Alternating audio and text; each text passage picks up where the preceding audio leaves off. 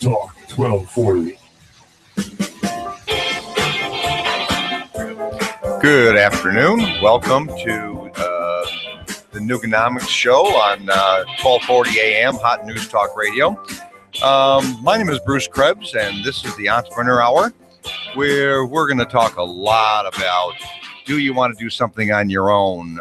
What is the prospects of getting a better job or getting a job at all, and what exactly is going on in the job market right now? It starts off with, the June job numbers. They came in at 223,000 jobs were created in June. That's not really a good number. Everybody came out and said, oh, isn't this great? Well, quite frankly, it wasn't. Previously, we needed 250,000 jobs a month just to keep up with students graduating from college. And it didn't really get into the deficit that was caused by the meltdown in 2008 and 2009. So if you really get into the numbers, our job market just isn't that good because the labor force declined by 432,000 people in June. People quit looking. And the labor participation rate was 62.6%. That's a 38-year low.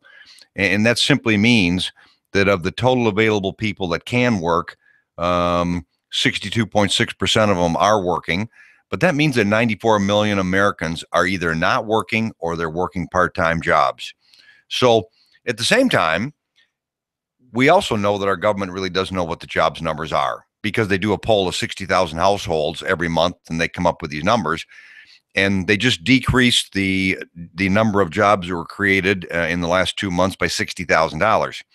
And there was 653,000 discouraged workers in June, which again takes the availability and all the numbers down, so the ratios drop and the numbers look better.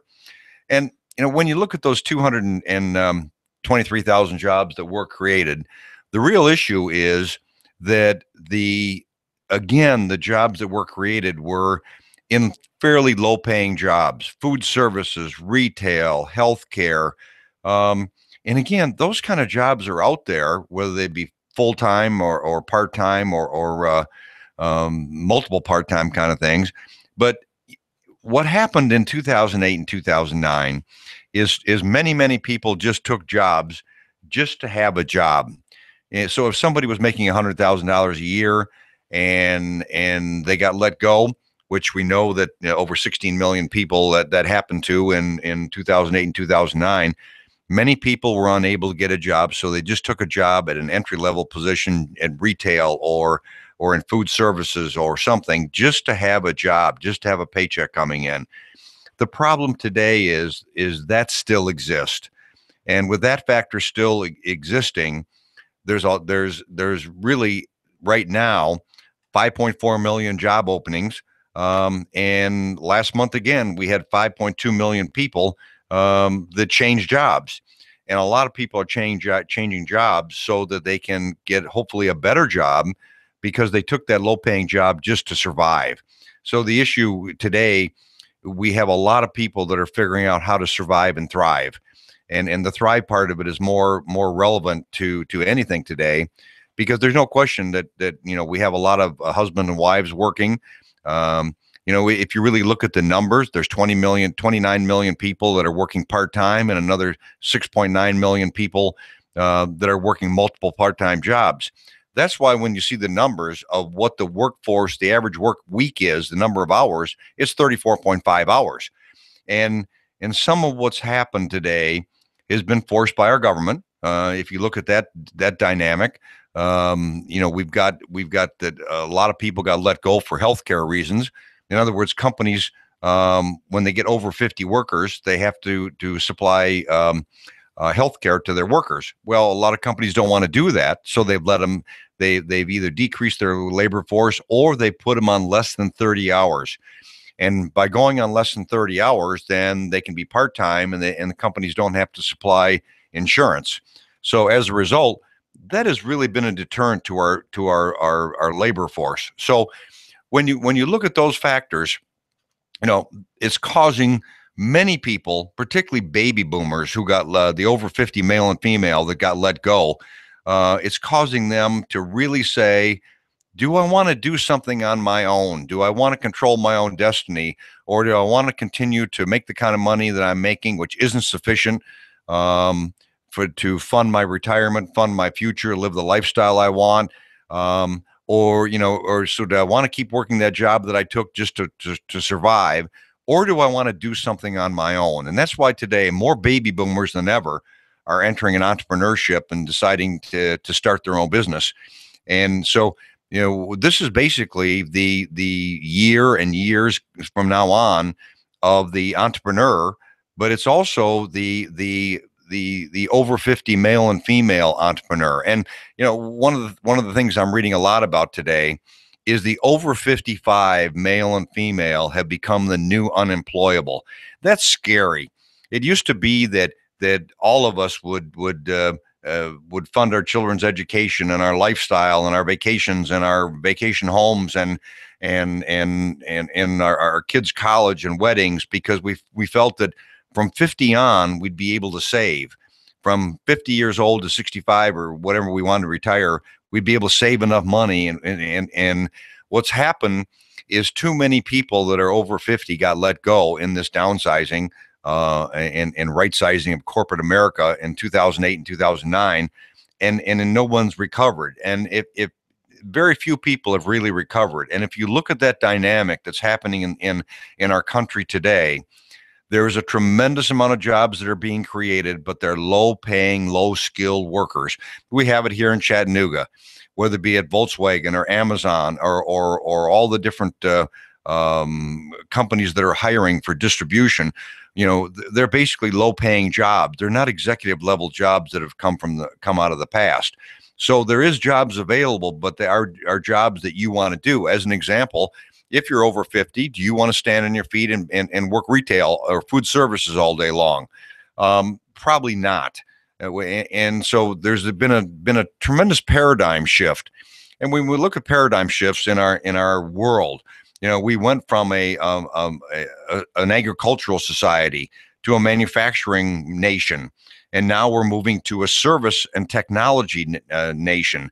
And where we're ending up for sure between service, because so many people are taking service jobs because so much is moving overseas, and whether we're going to be a service mentality or we're going to be a digital technology world, that remains to be seen. Right now, it looks like we're becoming a service nation, which with so much of our manufacturing going into the Caribbean or into China or Asia or Africa, so much of that's going overseas that, where there's a lot of trucking, logistics, and warehousing and distribution here.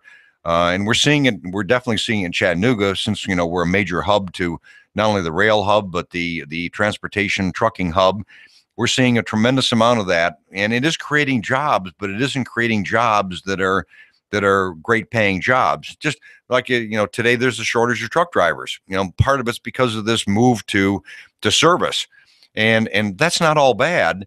And the trucking industry is great for some people, but when you look at what those jobs are paying, it's $45,000-$50,000 a year to drive a truck, and that's a hard job. I marvel at the truckers that are out there that are on the road all week long, away from home, and having to drive on the road all week. So but the whole issue is, do you want to be in control of your own destiny, or do you want someone else to be in control of your destiny? At the same time, when you're working for someone, what happens? You're building the sales and profits of that company for the owner, and or if it's a publicly traded company. And what's the corollary to that? You're building the equity for that individual. And basically what employers are doing today is they're renting you. It's kind of like renting a house.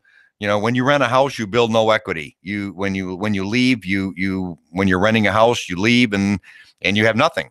Where it's the same kind of thing. What employers are doing today is renting you. They're paying you to do the job, but you're building no equity and having no security. And let's face it, this country's an at will world, so to speak. In other words, in the state of Tennessee, The laws say you're an at-will employee. What that basically means is you can be let go at any time for any reason. And that's been quite a radical change to our past. So what's the alternative? The alternative is to look at doing something on your own. Well, when you start to looking at doing something on your own, that creates a lot of fear. The reason it creates fear is because the Department of Commerce statistics say that if you start a business from scratch on your own, then you stand an 82% chance of failing in 3 years. That's a real number. That's why I, as a franchise consultant and a business coach, show my clients franchises or business opportunities that fit their criteria, because I don't like food. I don't like retail. I don't like business have a lot of overhead. But in the service sector of franchising, there's a 96.2% success rate after 5 years. Now, that being said, you can go into business for yourself and not only make a good income and have tax advantages to doing that, but at the same time, you can build equity so that when you want to retire, you sell the business and that becomes your nest egg, your retirement, and so forth. So, the fear of doing something on your own, I understand it. But first of all, you have to learn what's out there. The second thing is you have to figure out how to finance it. And thankfully today there's new programs on how to finance a business. And the Small Business Administration put out a new program last March. It used to be that if you needed a Small Business Administration loan and you wanted, let's pick a number, you wanted $100,000, you had to put down 25% in cash. You had to pledge assets in equity in your house or IRAs or so forth for $75,000. And people either didn't have that much money or didn't want to pledge that equity. What happens now is they came out with a new program to help people go into business for themselves, because it is proven that 95% of the jobs that are being created today are created by small businesses. So to that end, our government really cares about helping small business owners, prospective small business owners, go into business and help them finance their business. The new SBA program is quite unique, and you can get up to $150,000. And there is a 2-page application. You're approved in a week and you get funded in 30 days, but there is no money down. There is no pledge of collateral. There is a 10-year amortization, and there's no prepayment penalties. Now, that is a wonderful program because you can pay your franchise fee, your startup costs, and you can pay yourself through the startup.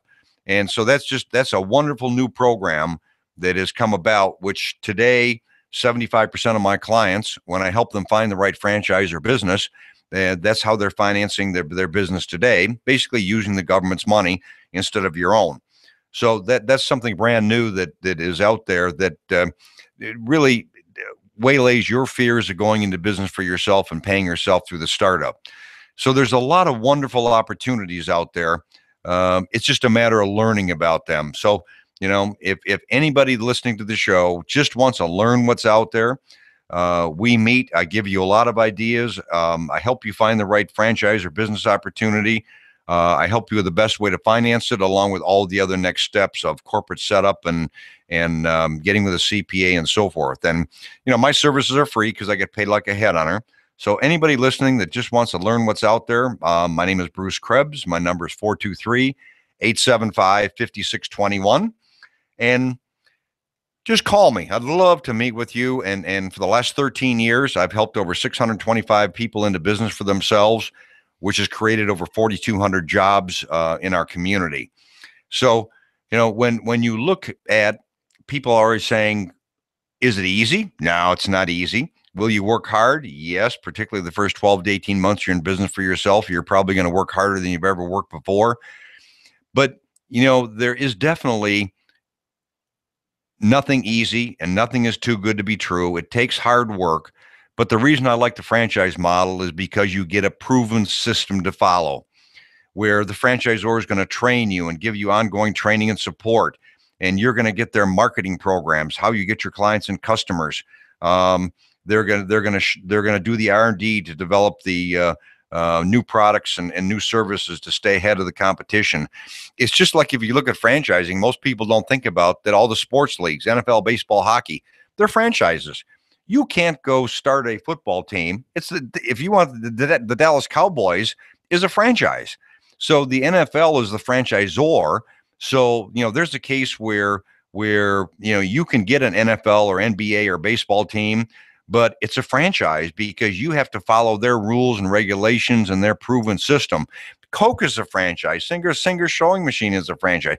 There's a lot of businesses that are out there that people don't think about that are franchises, where again you can get an NFL team, and we've seen these exorbitant numbers that a team will sell for. We just had an NBA team in LA sell for $1.2 billion. Well, he paid $200 million for that. So that's a great equity build. And so there's a stigma of a franchise that it's McDonald's at $1.6 million. That's not the least bit true. Most of the franchises I show to my clients, the service-based franchises that have little or no competition or a strong reason to be against the competition, they basically, with all the startup franchise fee for an exclusive territory are less than $50,000. So, I guess the thing that I say most to anybody who comes and sees me is, if you want to control your own destiny, you have to learn what's out there, and you have to learn more to earn more. Throughout our lives, we definitely always have to learn more, whether it's education or business experience or whatever it is, but we do have to learn more to earn more. And I say that to anybody listening today, that is something that's so important that people do. And again, it's not easy. And, you're going to run into surprises. Now, if you start a business from scratch, you're going to run into what they call the 9 biggest surprises you're going to get. So you dream of owning a small business and being your own boss and running your own company, and you take management classes and you do all sorts of things, and you put together a business plan and a pro forma. But in a startup business, the reason there's an 82% failure rate is because, one, you always underestimate how hard it is to get your clients and customers. 2, success isn't just about a product or a service. Your competitor may sell an inferior product, but they may get the business because they may have the relationship or the rapport. So you have to really understand all of your competitors, and you have to hire people that can really give you the right plan to build a successful company and not just offer a great product or service. Many small business owners do what's called developing attention deficit disorder. And what that really means is too many small business owners are control freaks. They wear many hats, but most small business owners are type A personalities, and they think they have to do everything and they have to control everything. And so, the first thing I recommend to any small business owner is to rein in your ADD. Define your core business plan, then spend at least half of each day attending to your plan. Look at your plan, but because failure to plan is planning to fail. I was taught that in corporate America by my mentor. Is instead of shooting off in 20 different directions, follow a plan. So, the fourth surprise you're going to get. We have kids that are sitting at home on their computers, on their Facebook, on their video games, and watching TV, and that's not the kind of thing we should have our kids do during the summer. The first surprise you're going to get is you can work to achieve your goals. And again, when you put together a plan, you're going to put together your goals. And what do I want to achieve in accounts and sales and profit, and put together a realistic plan. And you're going to get what they call crabs in the basket. When you go talk to people about this, even your spouse or your family is not going to really think it's going to actually work. And so, you won't be spending all the time on things you like. There's things in a business you're going to do you don't like. And there's definitely not enough hours in the day. And that's why you have to have a focused business strategy and a plan. But mainly what I say to a client is you have to enjoy what you're doing every day. And you have to get out of bed and look forward to Monday mornings to really start enjoying what you're doing every day, and you have to be proud of the product and service you're offering.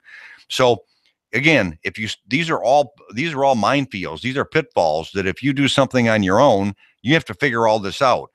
The benefit of a franchise is they help you with the marketing and client acquisition and estimating and accounting, and they kind of hand you a business in a box. So I encourage anybody to just learn what's out there, because you have to learn more to earn more. We're about to take a quick break here. This is 1240 Hot News Talk Radio. Signing off for just a minute.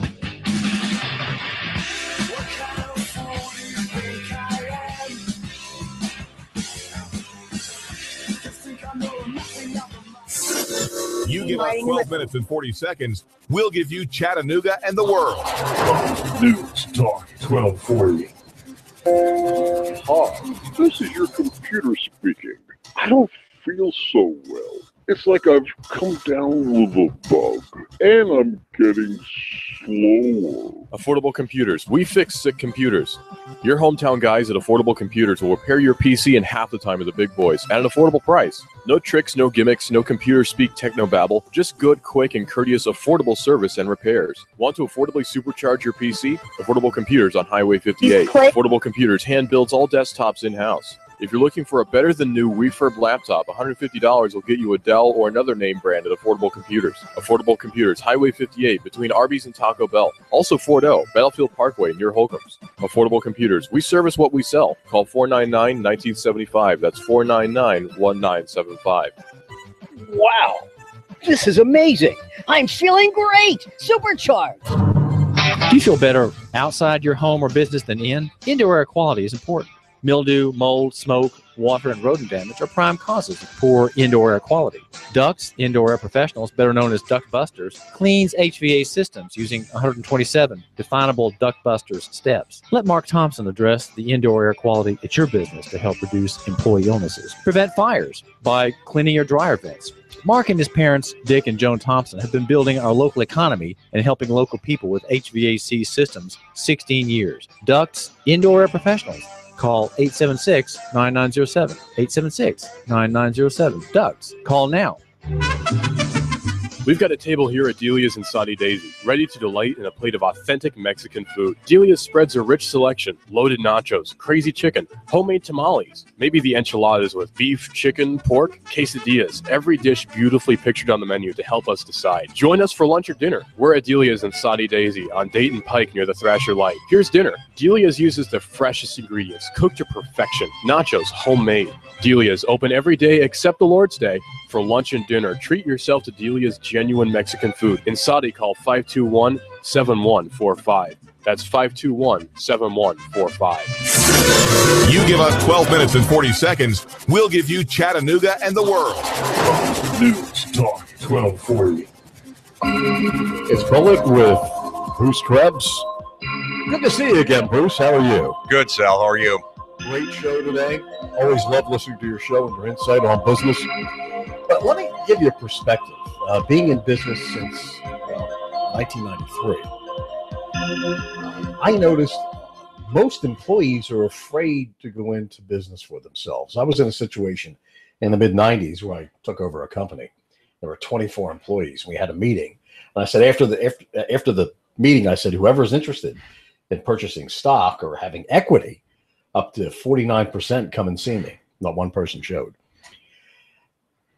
How does that individual get over the hump of being afraid of whether they're going to be earning money or not earning money? And that's what I'm seeing with employees, where back in the 16, 17, 18, even early 1900s, you apprenticed. You were an apprentice for a business that you wanted to get involved in. That you got involved in the business, you either took it over or started your own business. And now we're conditioned by mom and dad, grandma and grandpa. You either work for the government or you work for some big business. And at 65, you retire and die at 66, probably. So I'm 57. You're 37. Right. Yeah. I've been in business for myself since 93, but basically my entire life in my product, which is me. But I'm a type A personality, and I don't like being told what to do. And I try to tell salespeople I meet for the first time, when you're introducing yourself to a business person, don't assume that business person is in business to make money. I found that that's an aside. The reason why most business people that I've met are in business because they're passionate about what they do, because they're independent. They don't want to be told what to do. They like to have their own free time. How do we get to the individual that's on the edge and is saying, you know what, I'm thinking about making the move. I'm tired of being a corporate slave or employee slave. A circumstance where a friend of mine worked for U.S. Air for years, had a big pension build up. They went bankrupt, boom, lost every cent. General Motors, same way. There are no guarantees in life. No. So how do we convince that individual that's tired of the same old drudge of 9 to 5, waiting for the weekends instead of making every day exciting? How do we push them over and say, listen, it's really not as scary as you think, and life is short and you have one shot? Well, the real issue is not the conditioning from our parents and society and so forth. The real issue is that most people fall into a comfort zone. Even the type A personalities or the entrepreneurs, they fall into a comfort zone, and that comfort zone becomes their routines and a steady paycheck. Now, people, even though they have a lot of pain and motivation, a high degree of pain and motivation, they hate what they're doing. They hate their boss. They're not making as much money as they want. They just don't like their life at all, and it transfers into and transcends into many parts of their lives. They still don't want to go through looking at doing something on their own. And I'll give you a perfect example, Sab. I have a client that is a skilled executive. He has taken a job as a night watchman, basically a rent-a-cop. He has to drive from Chattanooga to Nashville every night and drive back and forth every night, and he's making $10 an hour. Now, his comfort zone is doing that because it's $400 a week and he's spending, $120 for gas. That's a steady paycheck. So the pain, there's a couple of things that you have to think about to get out of that comfort zone. One, if you're a type A personality, you're right. You don't like to be told what to do. So you at least have to say, I want to control my own destiny. I want to go learn what's out there. A lot of people that come to me are type A personalities that want to do something on their own. The second thing is you have to say to yourself, what is your pain and motivation? In other words, if you're let's say you're 50 years old and you look at your savings and what you're making and you do the math and you say, well, here's what my wife and I are going to get in Social Security, and here's what we're going to have in our IRAs and whatever it is, and you say, and you do the math and you say, I can't live this way the rest of my life, then you may want to do something on your own, at least look into doing something on your own. But the real comfort zone, in my opinion, is if 75% of Americans have an itch. They all say, geez, I'd love to do something on my own, but I don't know what it is. Only 5% of Americans are self-employed. 75% would like to be. That 70% has to learn what's out there. And that's really when my clients come to me and I help them learn what's out there, several things happen. One is they realize their comfort zone is more like quicksand. And secondly, they realize that there is things they can do on their own and be successful. And three, they understand the benefits of having a proven system with a franchise rather than all of the minefield of starting something on your own. And most of all, even if they decide not to do something, they sleep better at nights knowing that if they ever take that pink slip or they get let go, they can come back to me and I can help them learn what's out there. I just had a client this week who I talked to 5 years ago. Had a comfortable job. He was making, $75,000 a year. He didn't particularly like what he was doing, but he got let go. And now he's making $40,000 a year, heard me on radio and said, I got to go talk to Bruce. And he's investigating options right now, but he just realized he's not going to get to where he needs to be in life by following the path, because we know what the definition of insanity is. It's doing the same thing over and over again, expecting different results. And too many people today are following the definition of insanity versus taking the learn more. Else. Oh, absolutely.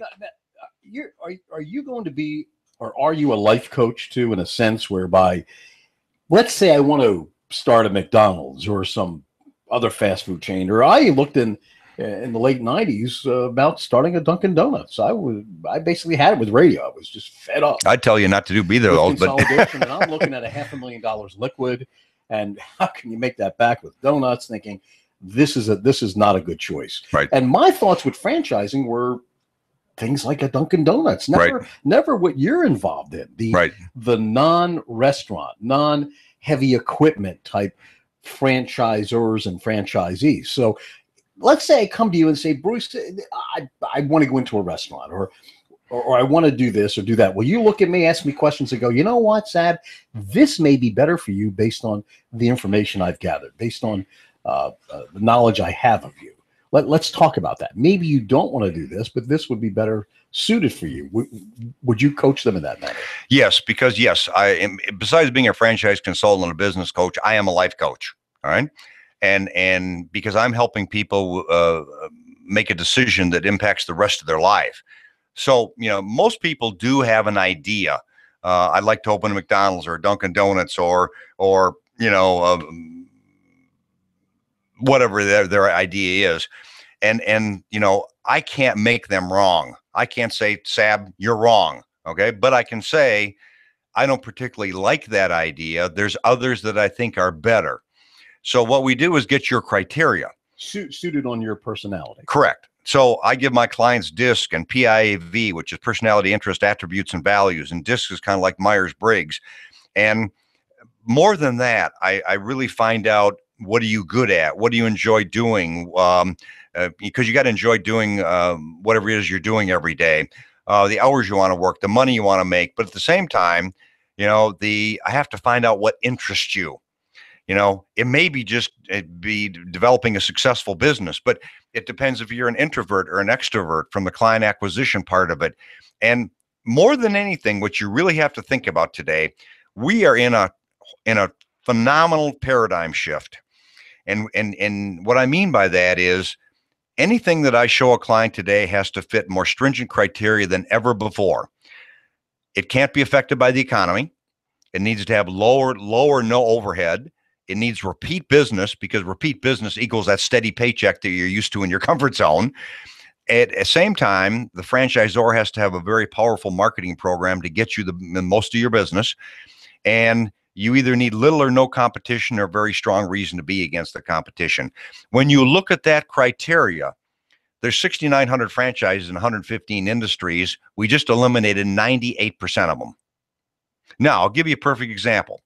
Everybody always said to me, like, okay, Bruce, what kind of business is that? What's up? What is out there? What's an example of what I'm talking about? Well, I'll give you the example. I just had a client, had a grand opening last Wednesday, in the front page of the Chattanooga Free Press on Friday. And David Graham, my client, who was 18 years with TVA, never thought about doing something on his own. He got the early package and he didn't ask for it. He got let go. So now he's 56 years old and like, what am I going to do the rest of my life? We talked about all this criteria, his skill sets, etc. But he went into a business called Detail Experts. And basically what they do is he has technicians that go in and wash vehicles. Now, if you look at a 53-foot semi going down the highway, most people don't know that that semi gets washed every 2 weeks or 4 weeks. And the other thing is nobody washes the inside of them, and they get pretty nasty when someone sleeps in them all day long. Detail Experts sends their technicians out right into the parking lot of the trucking company, and the two technicians have a patented steam cleaning process. They do the outside of the truck, they do the inside of the truck, and they use 4 gallons of water to wash that entire truck inside and out. Whereas a car, if they go through a truck wash down on Broad Street, it uses 160 gallons of water.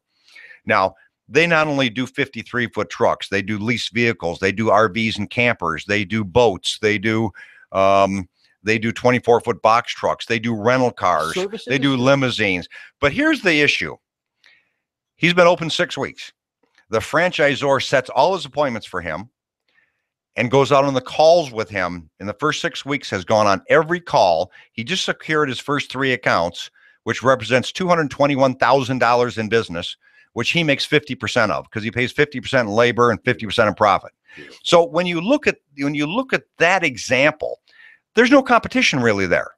But he has gone into business and made more money in his first 6 weeks annualized than he did all last year. How much is this going to cost me to get your service, to get your life experience, to assist me? My services are free, Sab, because I get paid like a headhunter. So the franchisors compensate us, but we guarantee you in writing what we receive. You never pay in any way for any reason. So there's no risk or cost or obligation. Results driven. Absolutely. If you're not results driven, you're out. I don't get paid. That's right. But I'm not a broker. I couldn't sell you anything if I wanted to. Let's talk a little bit about Bruce Krebs. Okay. What makes you special to me, the entrepreneur, me, the employee, me, the individual that just lost my job?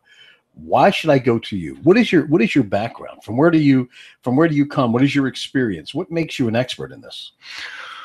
Well, my background is I built a company for a family. I made them a lot of money. I put together a management team, and the company I ran, I built it with my management team from nothing to $250 million. We made all the NFL, baseball, hockey, collegiate T-shirts, sweatshirts, jerseys. We made Nike apparel. We did all the collegiate apparel, and we sold it to Walmart and Kmart and Sears and Penny's and so forth. And then I thought I was going to retire from there. I'm a perfect example of that person who I thought I was going to retire from there. And even though I got paid well, I tried to get equity, I tried to buy into the company, they wouldn't do it. So even though they said they were never going to sell the company, we had 3,500 employees and 25 production plants. They sold the company to VF Corporation in 1994 for $180 million. Myself and my management team got zero. So, I mean, I got a great education in every aspect of business and finance. Nothing at all in being an entrepreneur. I never thought I would be an entrepreneur. And my comfort zone was that steady paycheck and working for someone. So I came down to Chattanooga 20 years ago to run a publicly traded apparel company. The same thing happened, quite frankly. And at that point, I said to myself, I want to stay in Chattanooga. I want to do something I enjoy. And in my infinite wisdom, Sab, I thought that franchising was the future because you get a proven system to follow. So I started to look on my own. And I got to tell you, I looked at over 50 franchises in over a 1.5 year period of time, and I became horribly disillusioned because I didn't know who was good and who wasn't. Some sounded like snake oil salesmen. Others I didn't know if it was right for me, the area, whatever, and it happened to be. But I actually approached an entrepreneur source consultant, just like myself, and he helped me look at a lot of different things. But the end, he says, Bruce, you've always liked to hire and train and mentor and coach and grow an organization through the people, and you like to help people. Why don't you buy an entrepreneur source franchise and getting trained to be a franchise consultant, business coach, life coach? And that was 13 years ago, and that was the best decision I ever made. You were following what the founders envisioned, the dream of entrepreneurism, the dream of helping people, of one-on-one communications, of non-corporatism in a sense.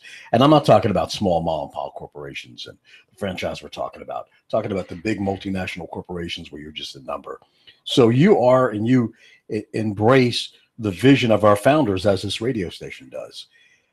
And in that, I, as an individual that love what you're saying, and I want to take the plunge. And the wife is saying, no, we've got bills. And you're looking in the mirror saying, I'm 53, I understand that, but I'm going to make this work. On my signature with good credit, how much are you going to give me? Not you, but how much can I be guaranteed so I don't have to reach into savings or mortgage my soul for the next 20 years? On my good credit and signature, when I say, Bruce, I love that idea. I'm taking the plunge. How much will I get? Well, you get $150,000. That is the SBA low documentation loan program. Now, let's go back to the issue. First of all, you can't do this on your own because you're married. So when we meet, we need to meet with your wife. Your wife is your partner, your life partner, and she has to understand this process and understand everything that's being done and be a part of the decision instead of becoming part of the problem. The second thing is when you find the right opportunity, then you have to look at the numbers.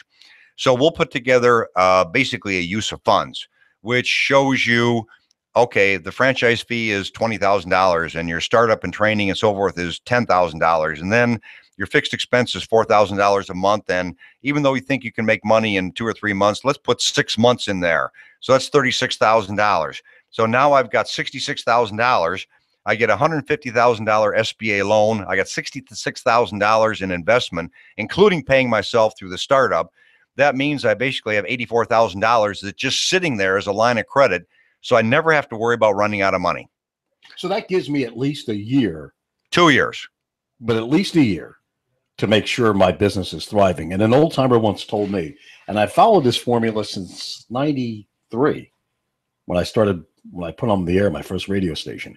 And she was a very wise woman. She said, make sure you have enough money in the bank to run your business with no funds coming in for at least 1 year.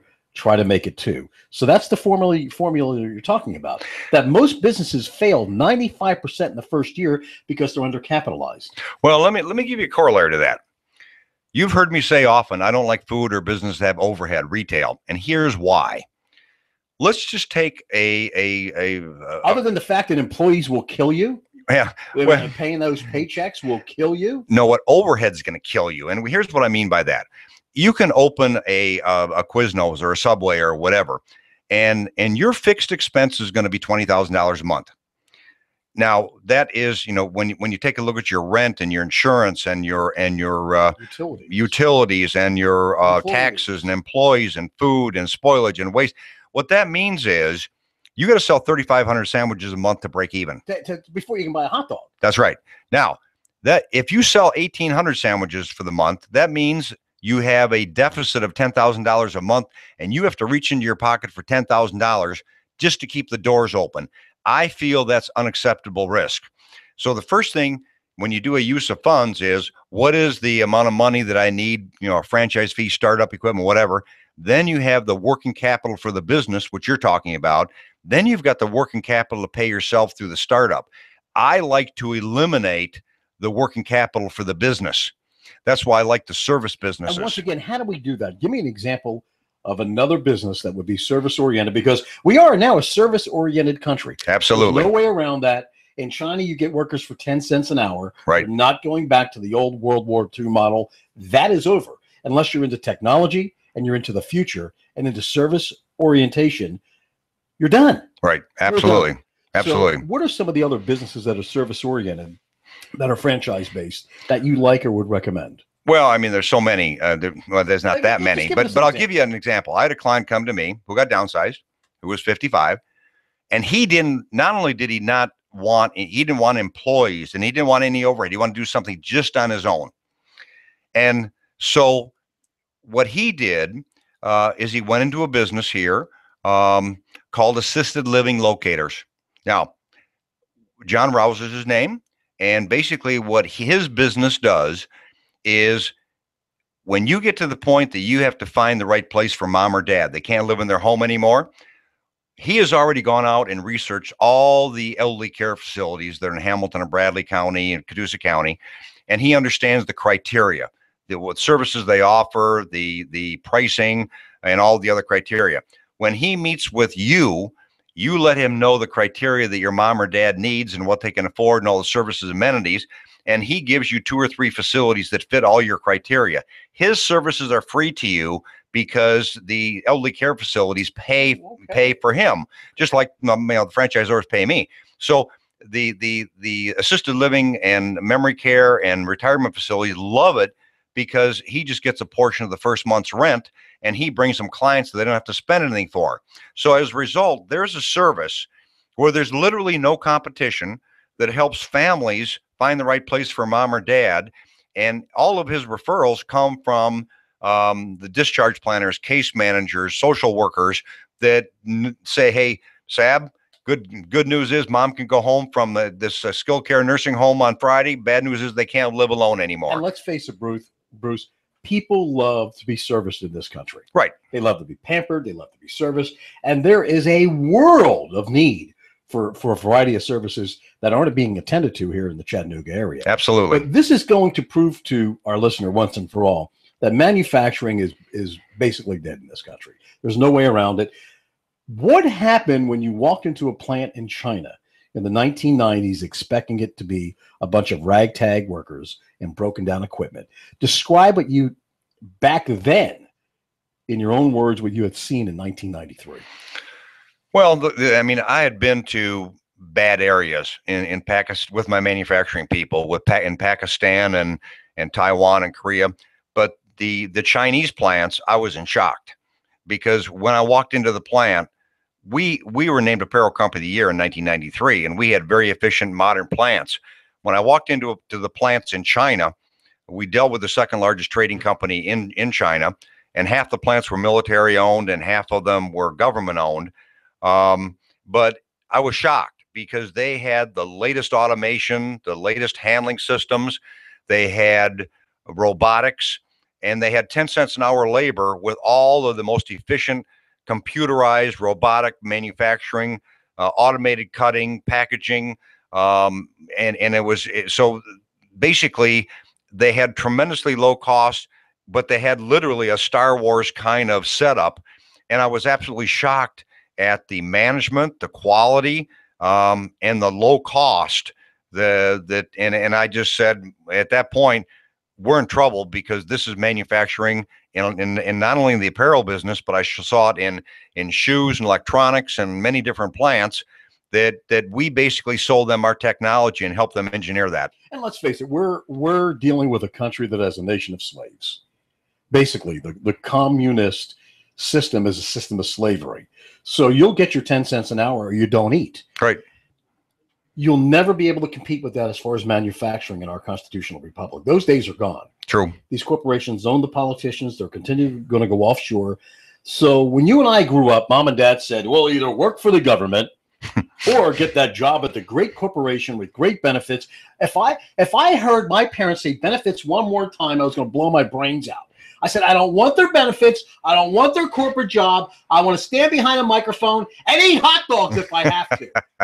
But this is what we were raised in. Yeah. This is what our family did. Our parents did. They were used to this system that was bound to fail. Was bound to fail. Well, when we've had paradigm shifts throughout our lifetime and our past, and when that happens, we have no control over that. So the issue is, do you want to take control of your own destiny, or let someone else control your own destiny? I had somebody from Detroit bragging as a retiree that he was making $35 an hour sweeping floors, only working 4 hours out of 8 hours. Somebody would punch his time clock, and I said, "You're happy about that?" Because he worked for the auto union. I mean, United Auto Workers. Does that make you proud that you worked 4 out of 8 hours sweeping floors at $35 an hour? Well, I saw that in Michigan, because I went into several Fisher Body General Motors plants in Michigan, and I looked at these people that were making $80,000 a year that were working literally 20 hours a week, and I looked at what they were making per hour, saying, what you're talking about, $35, $40 an hour to sweep floors or put the same bolt in the same car all day long. And I said, this is going to kill our economy and manufacturing by what's happened in the auto industry and many industries today. Is what's happened with unions and many other types of things that have been in our government and different policies that have really hurt the American worker through their policies. You know what I would never wrap my head around is the idea that you're going to limit how much I earn. Absolutely. And as an employee, that's what you're doing. You're going to make $10 an hour. You're going to make $15 an hour. When I was an employee, I would go to the boss and say, I want to make as much money as possible, and I want your job. So you tell me what I need to do to make more money. Well, this is as far as you can go. Quit. Right. The only way you can determine your destiny, to live the way you want to live, to control your life, is to be in business for yourself. Correct. That is the only possible way. And you will reap the riches and the rewards of your work when you do that. Finally, I'm working 12 hours a day, and I'm reaping the rewards if I was working for an employee 24 hours a day. Right. So you, Bruce Krebs, this is where you come in as a life coach. And I'd rather call you a life coach, because you're not just going to take somebody that walks in and say, I want to have a franchise. I've got $100,000 in the bank. And I know Bruce will go, whoa, hold on a minute. Let's have a discussion. You're right. Let's talk about you, your family, your wife, your kids, your lifestyle, and keep that $100,000. Bruce, one of my clients was a woman whose husband died, left her $150,000. She took $100,000 of her own money. I see this all the time dealing with businesses. Started a pet shop. That was her passion. Ooh, makes me shudder. Put $100,000 up front, was paying herself and her daughter as employees. Didn't take a loan from a bank and used the $100K as collateral for a bank loan, which would have been 2, 3, 4 points maybe, but didn't understand the process. And she was broke in 2 years. Yeah. This happened. Ran out of money. Yeah, don't do that. Please don't do that. Don't reinvent the wheel. What Bruce is talking about are proven techniques. Your percentage of success with your clients is how much? 96.2%. Now, you don't see that after anywhere. 5 years. You don't see that anywhere. Ever. No. Ever. And this is how many years in business? 13. I'll tell you what. If I decide to hang my hat up with radio one day, come and talk to me, Sam. I'm going to be. But what I find so impressive is not only you as a life coach, because I know you personally, and Bruce is a great guy. Thank you. Really, really is that you're putting people into a system that gives them freedom, that really doesn't make their life It's empowering. harder. Makes your life easier. You have to have a mission in life. One should never retire. Go on a month vacation if you want, but you always have to have a mission in life. Stay busy somewhat, whatever the staying busy is. 5 hours a week, 40 hours a week, whatever it happens to be. And it's amazing that I could walk into your door after you've consulted me with my good credit, sign my name, and get how much? $150,000. $150,000. And your fee is? Nothing. Nothing. Nothing. Totally free. You get paid by the franchise. I get paid by the franchisor, but we guarantee you in writing, if you go to them directly or through me, you pay the same thing. It's public knowledge. What's your phone number, Bruce? My phone number is 423-875-5621. And your website? My website is the eSource, E as in Edward, the eSource / B Krebs, Krebs. The eSource / B Krebs. This is Bruce's show. But I'm so impressed when I said, Bruce, can we please do this together one day? Because I wanted to talk about your experience and just ask you a bunch of questions. Because every time I hear you, I'm like, okay, I have a question to ask. But I didn't want to call you on the phone. So that's all right. Thank you for letting me be part of your show. Well, thank you. I appreciate you being here. And you'll be back in 2 weeks. Every 2 weeks. Okay, Bruce Krebs, the Entrepreneur Source. Hot News Talk Radio, 1240. At TuneIn, go to Hot News Talk Radio. At YouTube, you can check out this interview. We're streaming live worldwide on YouTube at hotnewstalkradio.com. On Twitter, hotnewstalkradio.com. Hot News Talk Radio, 1240. Thank you again, Bruce. Thank you.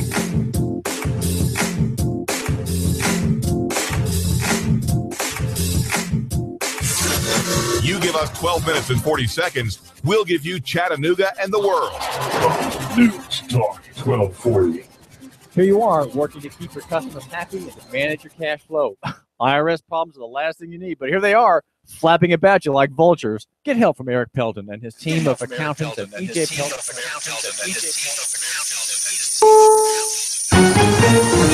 CBS News. I'm Steve Kathan. Already stretched thin, services for veterans are threatened by a huge VA money crunch, and members of Congress are being told time is running out to do something about it. Live to CBS's Stephen Portnoy. The VA secretary warns if his agency doesn't fill a $2.5 billion shortfall, it'll have to close hospitals at the end of this month.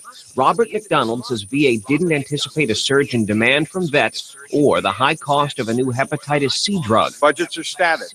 Our requirements are fluid. Florida Republican Congressman Jeff Miller says the VA's ask here is unprecedented and a scandal in its own right. A true budget gate, if you will, of our time. Now, the VA isn't asking for more money from Congress, just the authority to shift its own funds around. Steve? The video shows a verbal confrontation. No, you don't have the right. And the arrest of Sandra Bland at a Texas traffic stop caught on a dash cam video only raised more questions about her case. She died days later in a jail cell.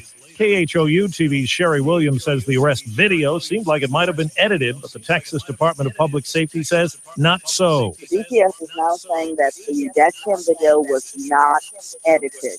They do admit, however, that some kind of glitch occurred when they were uploading the video, and they plan to address whatever happened with that. Bland's death is the subject of an investigation. Her family disputes the conclusion that she took her own life.